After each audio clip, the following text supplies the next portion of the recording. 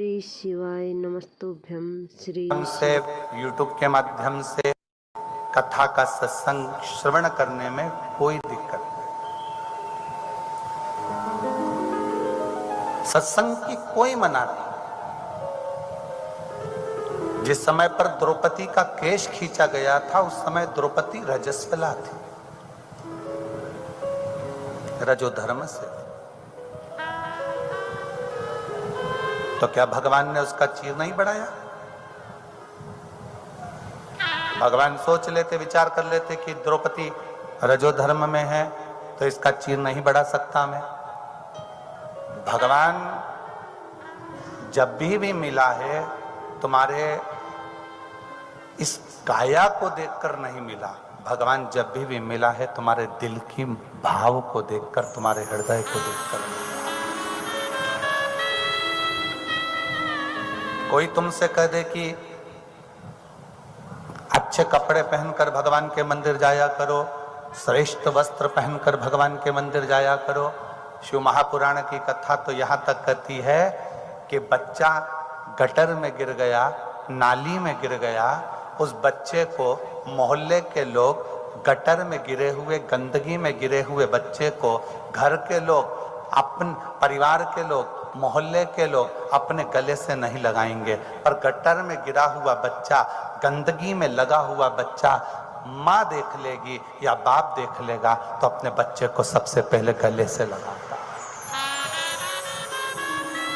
माता पिता अपने बच्चे को गले से लगाते हैं, क्यों? क्योंकि ये बेटा मेरा है। माता पिता ने उसके गंदे कपड़े नहीं देखे, माता पिता ने उसके गंदे शरीर नहीं देखा, माता पिता ने गटर का गंदा कीचड़ नहीं देखा, माता पिता ने तो अपना पुत्र देखा। कोई तुमसे कहे कि भगवान के मंदिर में कपड़े अच्छे पहन कर जाओ, ऐसे पहन कर जाओ, वैसे पहन कर जाओ, इस कलर के पहन कर जाओ, उस कलर के पहन कर जाओ, तो उसको कह देना गटर में बच्चा गिरता है, कोई उसको नहीं छूता, कोई गले नहीं लगाता। पानी सब डाल देंगे, साफ भी सब कर देंगे, पर उसको गले से कोई नहीं लगाएगा।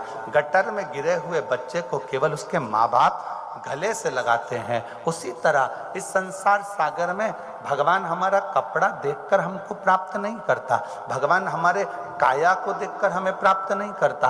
आप गोरे हैं, काले हैं, आप टेढ़े हैं, आड़े हैं, ये भगवान को मतलब नहीं है। भगवान तो ये देखता है कि मेरी औलाद ने मुझे पुकारा है, मेरे बेटे ने मुझे पुकारा, मेरी बेटी ने मुझे पुकारा और मुझे इसे गले से लगा।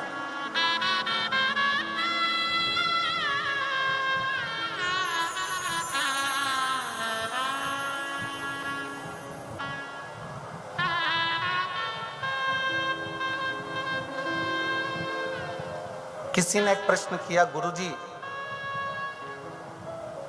हमें कुंभ में जाना है, हम क्या लेकर जाएं?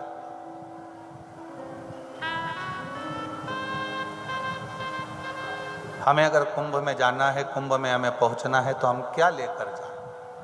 हमारा निवेदन है, तुम कुंभ में जा रहे हो, कुछ लेकर जाओ, चाहे मत लेकर जाओ, पर अपना दिल लेकर जरूर जाना, मन लेकर जाओ। कुंभ में पहुंच गए और तीर्थ, मंदिर, कथा, सत्संग, कुंभ, ये जितनी भी जगह पर जाओ, तुम अपना मन लेकर जाओ, अपना दिल लेकर जाओ, अपना हृदय लेकर।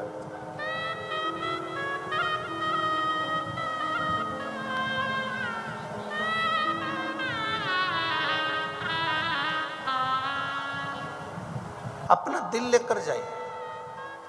कुंभ में, तीर्थ में जा रहे हो तो अपना मन लेकर जाइए, कथा में जा रहे हो तो अपना दिल लेकर, अपना मन लेकर जाइए।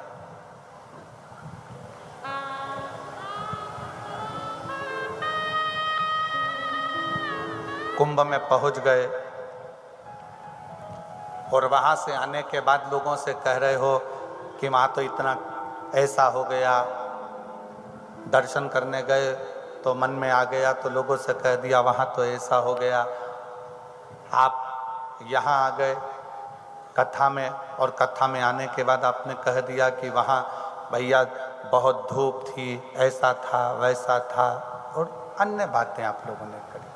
श्रेष्ठ कथा में, सत्संग में, भजन में, कीर्तन में, स्मरण में, प्रभु के नाम में, प्रभु की भक्ति में आप जब जाओ तो अपना पूर्ण हृदय रखकर, पूर्ण दिल रखकर जाओ, पूर्ण मन रखकर जाओ। मंदिर से वापिस घर जाओ तो मंदिर की कभी बुराई मत करना। तीर्थ से घर जाओ तो तीर्थ की कभी बुराई नहीं करना। शिव महापुराण से घर जाओ तो शिव महापुराण की कभी बुराई नहीं करना, कभी नहीं।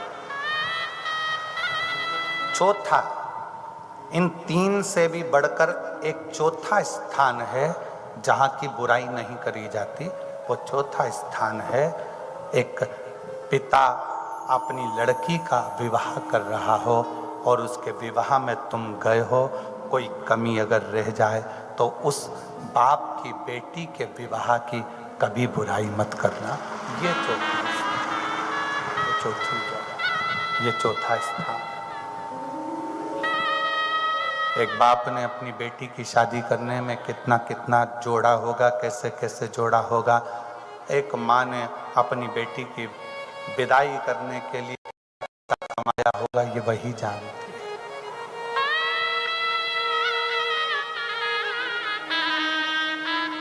ये वो जानती है।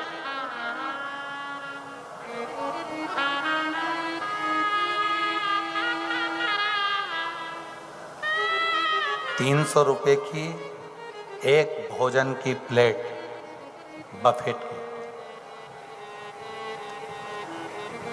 500 रुपए की एक बफेट की प्लेट भोजन की।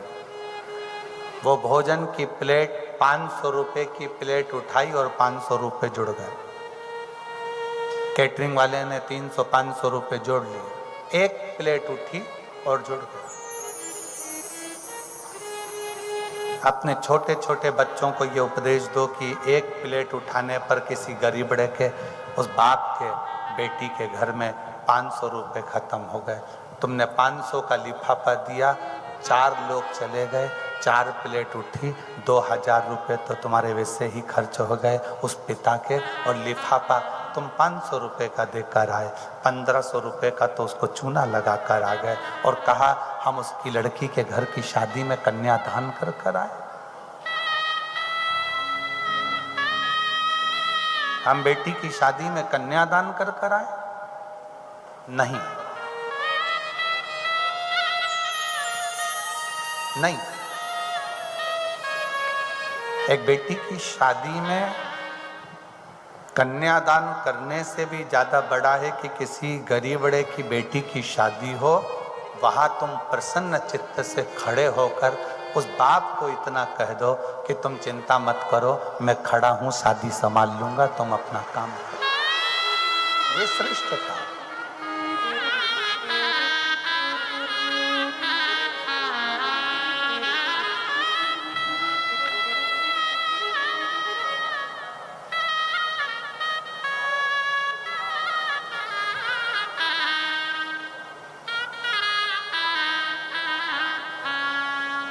जब कुबेरेश्वर बाबा की धर्मशाला बनकर तैयार हो जाएगी ना,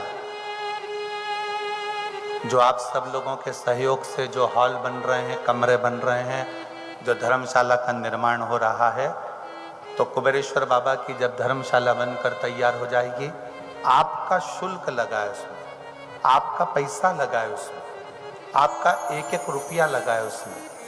उस धर्मशाला का एक नियम रखेंगे कि किसी बेटी की अगर किसी बाप को शादी करना है तो वहाँ 25-30 लोगों को लेकर आए, लड़के वाले भी 25-30 आए, उनके भोजन की व्यवस्था भी समिति निःशुल्क करेगी, कन्यादान दहेज देने की समिति व्यवस्था करेगी, उस बेटी को दहेज भी समिति देगी और आए हुए बारातियों का भोजन भी समिति कराएगी और बेटी की विदाई भी समिति करेगी।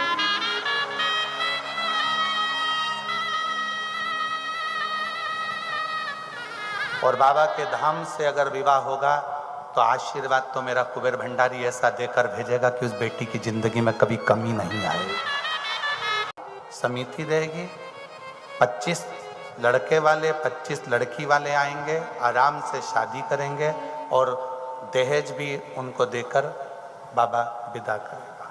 और आशीर्वाद मेरा कुबेर भंडारी इतना देगा कि उसके जीवन में कभी लक्ष्मी की तो कमी आने वाली नहीं, कभी जीवन में। तुम्हारे द्वारा बनाया गया वो धर्मशाला, तुम्हारे द्वारा निर्माण करी गई वो भवन, तुम्हारे द्वारा बनाया गया, लोग कहते हैं गुरुजी हमको कमरा बनवाना है। हमने कहा कि अगर कमरा अगर पूरा हो गया है तो जो हाल बन रहा है उस हाल में आपका अगर कोई सहयोग राशि लग सकती है तो लगा लो।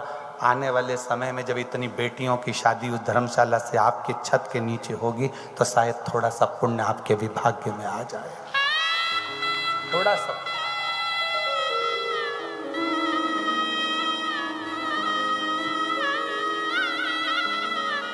वहां तो केवल आपकी बेटी को दामाद को लेकर आना है और विवाह करना है और जाना। पंडित भी वहीं रहेगा, भोजन भी वहीं रहेगा, रुकने की व्यवस्था भी वहीं रहेगी, सब व्यवस्था वहां रहेगी, सब निःशुल्क बाबा के भरोसे, उसके आशीर्वाद। शिव तत्व मंदिर में जल चढ़ाकर वापिस लौटो तो बुराई मत करो, तीर्थ से दर्शन कर कर पहुंचो तो बुराई मत करो। कुंभ जा रहे हो, गंगा यमुना सरस्वती कावेरी गोदावरी सरयू छिप्रा का स्नान कर कर जा रहे हो, वापिस जाकर निंदा मत करो। और चौथा स्थान जो मूल है, किसी बेटी के विवाह में अगर जा रहे हो तो उसके घर में अगर खाने की थोड़ी कमी पड़ जाए, कोई व्यवस्थाओं में कमी पड़ जाए, कोई कमी रह गई है तो उसको नज़रअंदाज करो और उस बेटी के विवाह की बुराई कभी मत करो, क्योंकि वो अपनी बेटी है, अपने गांव की बेटी है, अपनी बेटी। मेरी जीजियों, मेरे जीजाओं, मेरे बेटा बेटियों, आप लोग आज के समय में जानते हो नहीं जानते हो हमें नहीं मालूम, पर यहाँ जितनी मेरी बुजुर्ग माताएं बैठी हैं या बुजुर्ग पिता बैठे हैं, जो मेरे भाऊ बैठे हैं, जो मेरी आई बैठी हैं, इनसे पूछिएगा कि पुराने समय में गांव में अगर एक लड़की की शादी होती थी तो पूरे गांव के लोग उसमें मेहनत कर कर पूरे गांव के लोग बारात को संभालते थे और ऐसा लगता था कि गांव में किसी एक की शादी नहीं, पूरे गांव की बेटी की शादी होती थी, पूरे गांव की। आपको मालूम है ये धर्मशालाएं, ये गार्डन, ये मंगल कार्यालय, ये तो अब बने। गांव में शादी होती थी तो जितने घर होते थे बारात उन घरों में रुकती थी, प्रत्येक घर के अंदर बारात रुकती थी, प्रत्येक घर।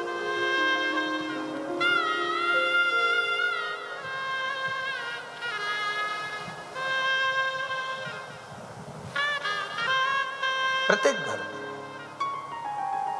और इन्हीं सब चीज़ों को ध्यान में रखना चाहिए। इसी जब कुबेरेश्वर धाम पर धर्मशाला का निर्माण हो जाएगा, वहाँ थोड़ी व्यवस्था अच्छी हो जाएगी, जब आप लोग शादी करने वहाँ एक फॉर्म दे दिया करेंगे, उस फॉर्म को भर दो कि आपका ये नाम है, आपका ये गोत्र है, आपका ये एड्रेस है, इतनी तारीख की शादी है। उस फॉर्म को आपने भर दिया, एक स्लिप ले ली, आप अपने आ गए, शादी के दिन आप पहुँच गए, मंगल विवाह हुआ। एक दिन पहले पहुंचकर सुबह से शाम तक का कार्यक्रम करो, बाबा का आशीर्वाद लो, प्रदोष काल की आरती का दूल्हा दुल्हन आरती करें, दर्शन करें और बाबा की आरती दर्शन कर कर विदा लेकर बाबा से चलो। और हम पूरा नियम बनाएंगे कि प्रदोष की जब लड़का लड़की की विदाई हो तो वो शाम के प्रदोष की आरती दोनों दूल्हा दुल्हन मिलकर अपने हाथों से कर कर बाबा का आशीर्वाद लेकर फिर जाए। प्रयास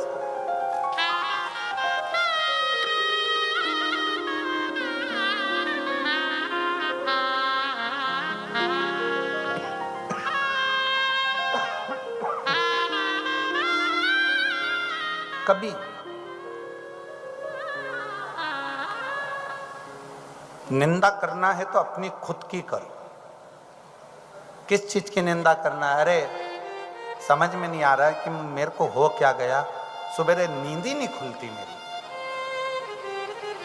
इतना प्रयास करता हूं पर नींद खुलने को तैयार नहीं होती।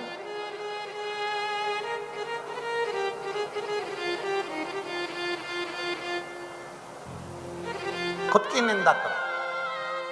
ना जाने मुझे क्या हो गया, मेरे को चिड़चिड़ चिड़चिड़ चिड़चिड़ चिड़चिड़ बना रहता है, इतना गुस्सा आता है, इतना क्रोध आता है। खुद की निंदा करो। अपने अवगुण परमात्मा के सामने कहो। अपने अवगुण परमात्मा से बोलो।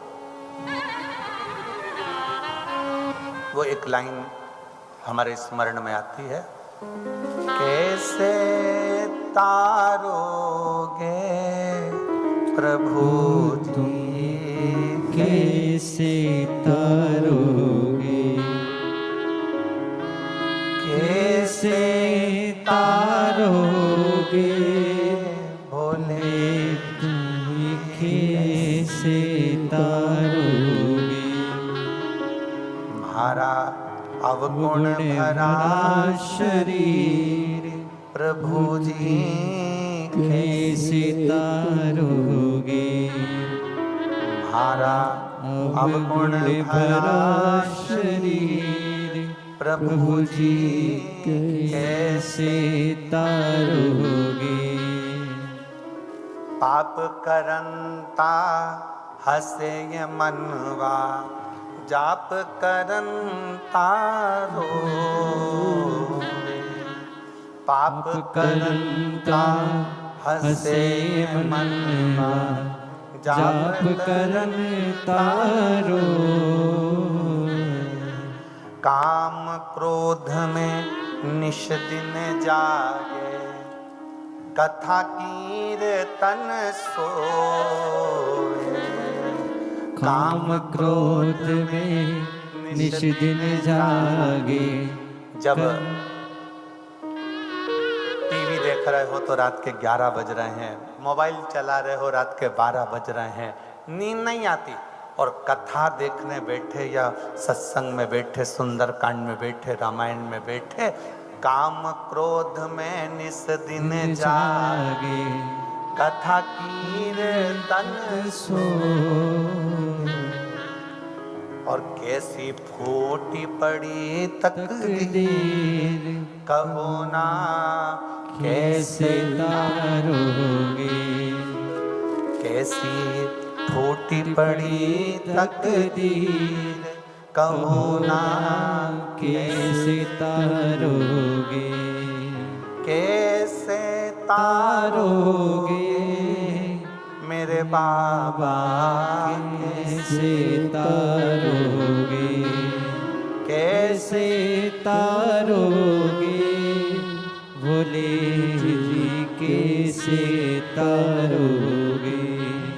हमारा अवगुण भरा शरीर भोले जी, कैसे तारोगे।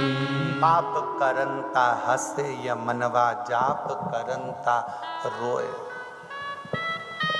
ये टूटा हुआ माइक का स्टैंड है बाबू, ये बार-बार क्यों? पाप करंता